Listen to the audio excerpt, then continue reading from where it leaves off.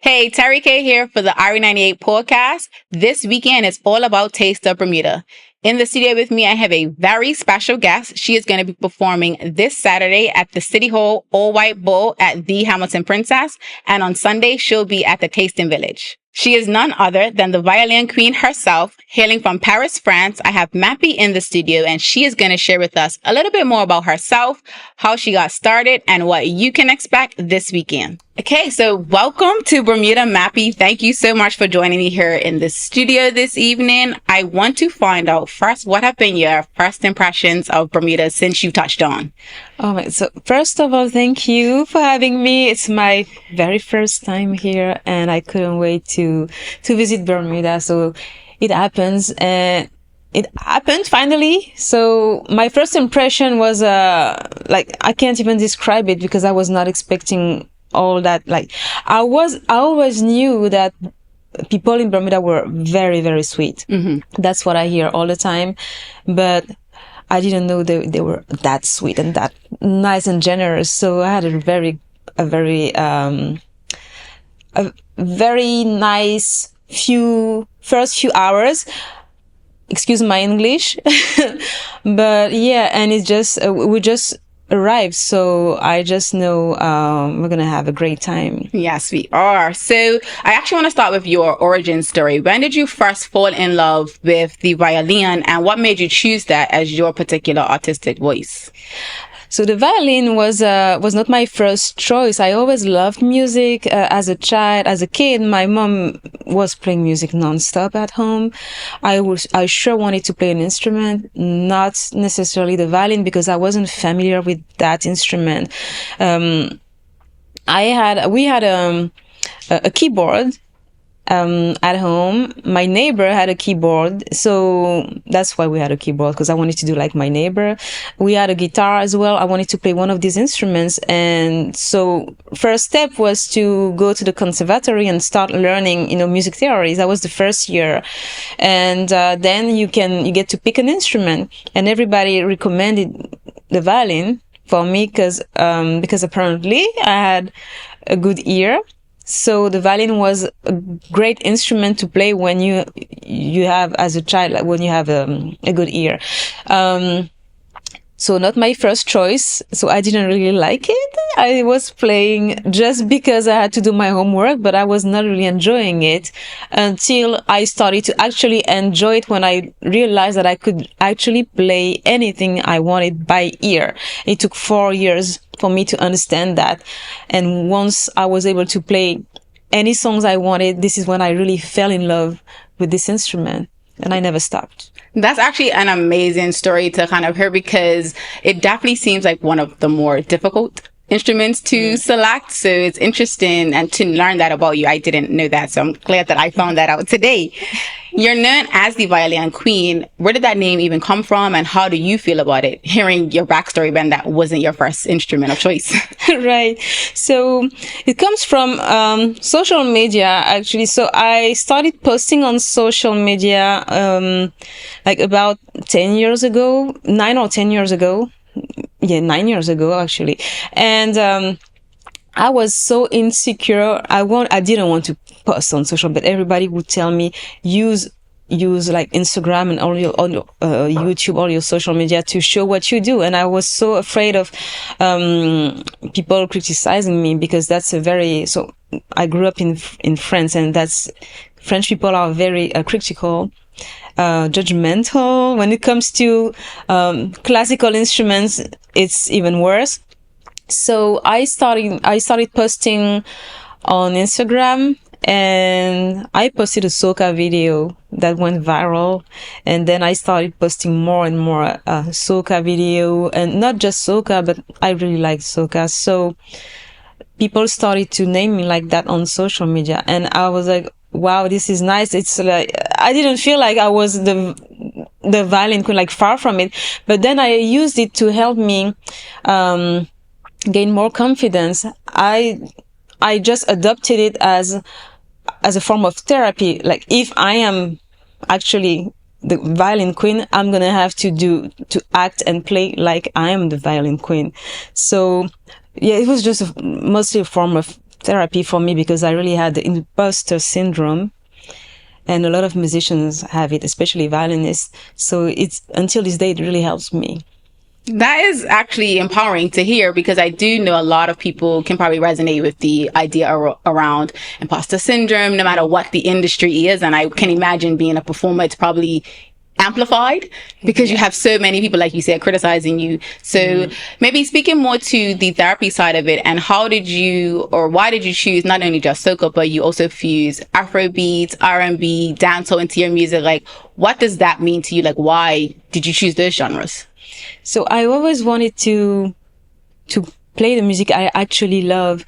Learning the violin at the conservatory, I was taught classical music. Not anything else. So once I would get home, we would listen to different music, and that's what I liked. And so when I was a kid, and people would ask me, what do you want to become when you grow up? What's your dream job? Becoming a violinist was my dream job, but I didn't want to become a violinist because I also didn't want to, because I felt like I had to become a classical musician. At that time, there were no violinist that was playing, who was playing something else. Jazz music, classical, but I didn't know anyone else who was playing like reggae or dancehall or or soca, but, and even hip hop. And, so I was just telling to myself, if I become a violinist one day, I'm going to play the music I love. So because I was saying that, I also didn't believe it would happen, because it was like an impossible dream. And until the day it actually happened, and my life changed, because once, as I was saying, I posted this soca video and I was so scared. I remember clicking post and then I closed the app and I was like, oh my God, I can't, like, I don't want to see what people are going to say. And then they actually enjoyed it. And this is when I realized that I was actually living, in my mission, because doing what I actually like, my dream, I would say my dream job was to do exactly that, was making people happy, and they would ask more. So it was really life-changing to find out that I was able to do exactly what I wanted. Now, you've shared your gifts with so many people. You've performed all over the world. Yeah. How do you keep it current? Like, how do you make sure your performances stand out and it's something new, something fresh that people won't necessarily expect? I practice a lot, but I also listen to music a lot. I don't really like going out, but when I go out, I work. I listen to the DJs. I watch people. I see what they enjoy, and I also want to know what I like. And so I make sure I always, update my set list, but also, even though I'm gonna play a song that everybody knows, I always do my own strings arrangement on it. So it's never gonna be a version that people heard before. So I'm not a DJ. Maybe one day I will become a DJ, who knows, because I enjoy that. But, the way I work on my sets, they sound like a DJ set.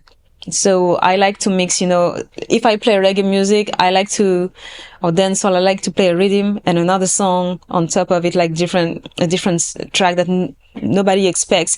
And that's what I would do if I was a DJ. But I do everything with my violin, and I also record like strings arrangements, to create my own version. So it sounds like not the original version, but it sounds like a full orchestra is playing behind me, but it's just my own version. So yeah, most of the time people don't expect what they're gonna hear, and they really enjoy it and they have fun. That is amazing. I'm actually impressed. Like, when I was younger, my mom tried to ask me, she forced me to do the violin. And I politely told her, no, thank you. Kind of wish I did. Kind of wish I stuck to it. Because it sounds like the way that you're able to express yourself is so unique and different to what anyone can even begin to fathom. And I think that's a powerful thing to not only hear, but also for you as a person to like be able to like have that kind of liberation, in a sense. Right. Yeah, I really, so like same thing. I would tell my mom, why did you force me to play the violin? So the thing is, violin and like any instrument is like everything in life. So at first you need to learn, you need to master it, and then you can do whatever you want. But the first time when you try, when you just start something, it's always difficult because it's something new. And a lot of people give up. And again, not just music, not just the violin, but it's the same thing for everything. You start something, it's hard, so you give up. But my mom really taught me that not to give up on anything. So I really thank her for that. And yeah, but I really hated like that was like I had like such a hate for this instrument when I was a kid, because I wanted to do like stuff that kids would do, you know, just because I started when I was 6, and I always had to practice every day, at least an hour a day. And I knew that, you know, some of my friends would just use that hour to just play, or, you know, and doesn't mean that I didn't have time for that too. I had a nice childhood still, but I was spending more time doing my homework and practicing the violin. So it was hard for me as a kid to really enjoy it, until I really, as I said, I really started to enjoy when I was having fun with it, playing whatever I wanted. That's so beautiful. Now we have you here for the City Hall's All White Ball. This is an annual event that the city puts on every single year. Now, this year there's a new venue, which we'll get into a little bit later, but I want to know from you, how does it feel for you to be a part of this year's event, this year's weekend?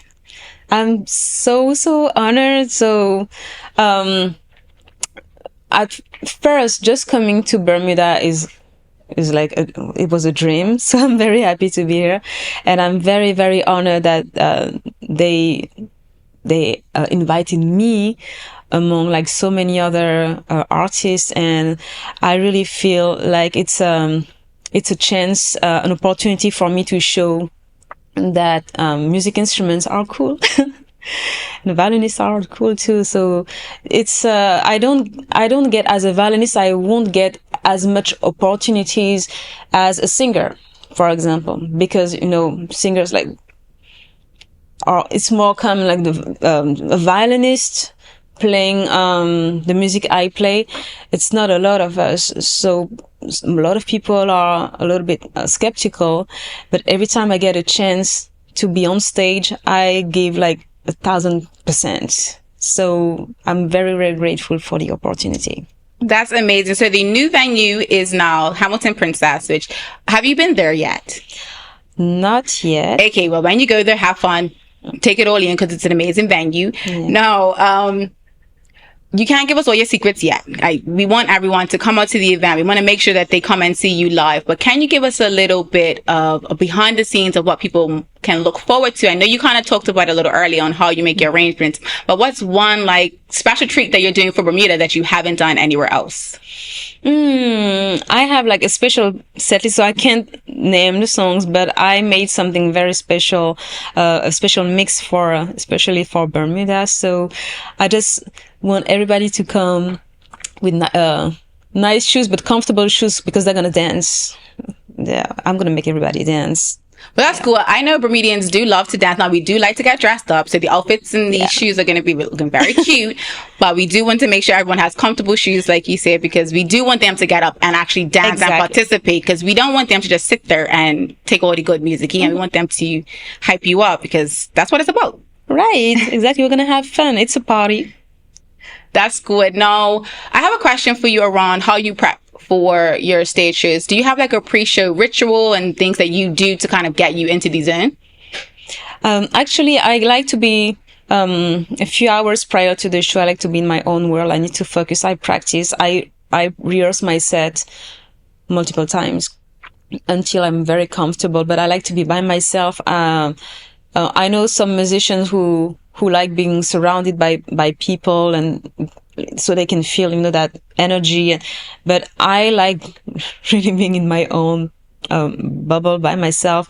And then once I'm on stage, I love to receive everyone's energy. So it's just, it's like going from the dark to to the light just all of a sudden, and I like this feeling.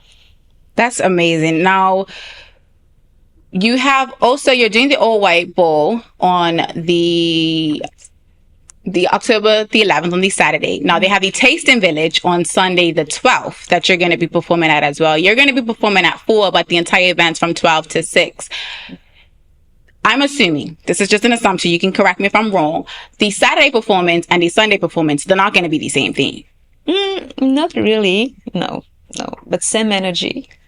That's what I like to hear, because I also feel like one thing about Bermudians, we want to feel like we're getting not only something special, but something different. So for those that come to Saturday, you should still come on Sunday, because you are going to get something different. Absolutely. Yeah.